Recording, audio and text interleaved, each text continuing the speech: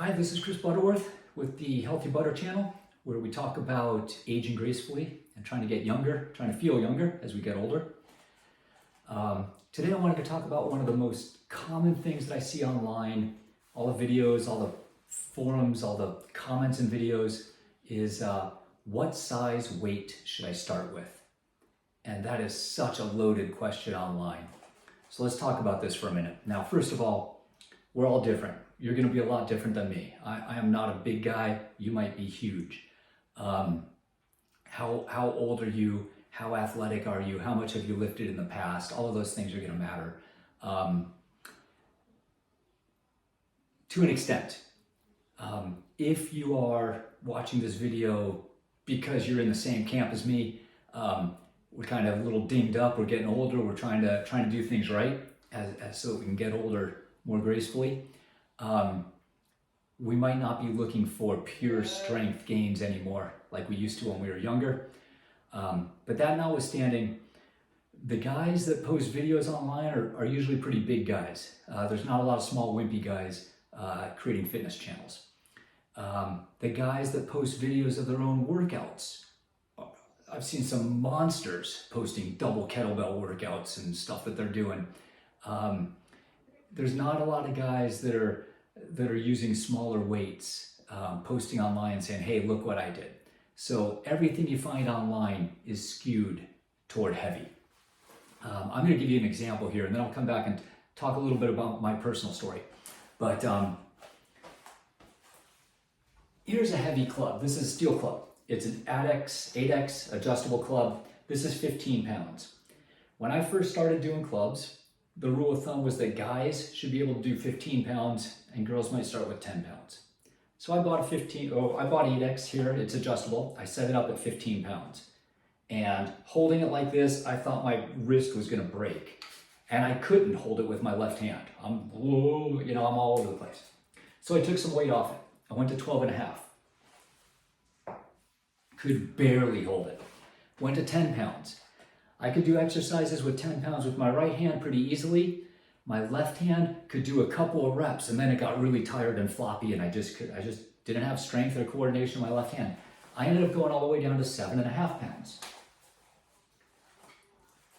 That is embarrassing. This is basically a toy. So I'm doing exercises with my right hand, and it doesn't even feel like exercise. It's like a toy. My left hand was pretty spastic, but eventually it got under control.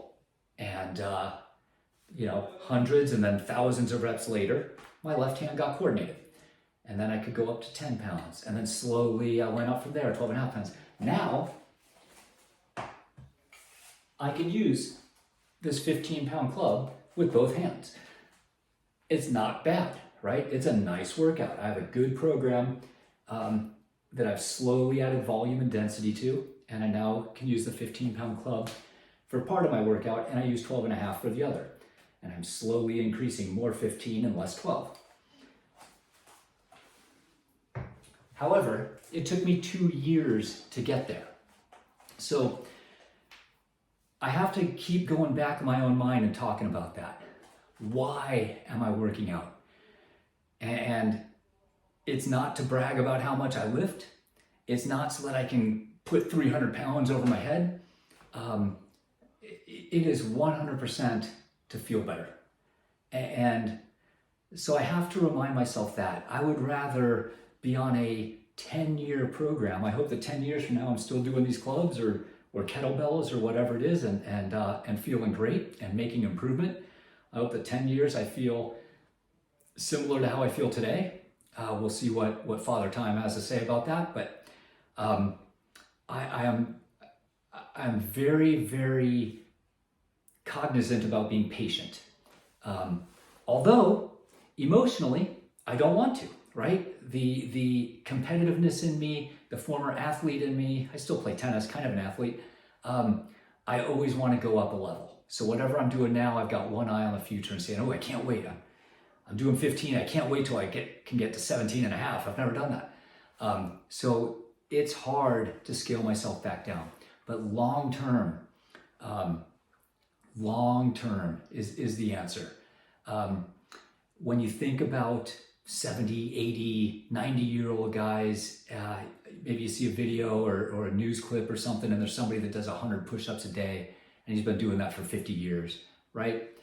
And part of me says, that's awesome. But if he's been doing this for 50 years, why did he never do more? Why did he never make it harder, right? Why didn't he scale this out? And so the reality is, you probably don't have to, right?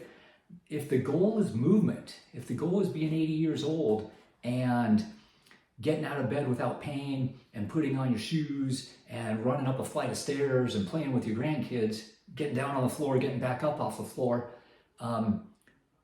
nowhere in that little discussion do we talk about lifting 300 pounds over your head, right? Heavy, on a normal week, I pick up a bag of dog food out of the grocery store, put it in my cart, from the cart to the car, from the car to the garage, from the garage to fill the bin. I've got to lift a bag of, sandbag, 40 pounds, whatever. But that's it. Like there's not that many heavy things that I have to lift every day. The goal here is mobility and feeling good. As you get into your 50s, and I imagine it's going to continue into 60s and 70s, getting up out of bed and feeling good is a victory, right? That's what we're trying to do. We want to do more of that and less of feeling achy in the morning. I've been fortunate that I've been able to find a way to turn back some of that. Working out to the point that you're fatigued, muscle failure, creates delayed onset muscle soreness. We've all had that workout where you work out really hard and the next day you hurt, right? I don't want to hurt. I don't want to swing this thing around and the next day have my back sore because I swung too much weight. I got enough to be sore about. I'm fighting age. I don't want to also fight weight. And to me, that's a really big deal, right? So I love these workouts, whether I do here 25-pound kettlebell. I love this kettlebell. It's light, but try doing it for 4 or 5 minutes without putting it down. I'm trying to get to 12 minutes and I can't get there yet. This is a 40-pound kettlebell and it's a beast. And I bought this because for some reason I thought I was going to get big and powerful and start knocking this thing around. I do sets of 5 of this and then I feel tweaky the next day. So always keep it in perspective. I love workouts where I finish the workout and I feel head to toe exhausted, but also invigorated. If I finish a workout and I have to lay on the floor and thank God that it's over, that's too much, right? That means I'm going to be sore the next day. And when you get tired, your form starts to go. When your form starts to go, you get tweaky. If the weight is too high, you have the danger of involuntary wiggles or whatever it is. Be patient. Start small. So I don't know what your weight should be for starters, but I do know that whatever you read online, scale it back and then be patient. There's no reason to run up in weight. You can take a small weight and get years out of it before you get the next weight up.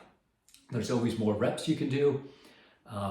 There's always more sets you can do. You can always reduce the time in between sets. You can add complexity and make the exercises harder. There's always more you can do with the same weight.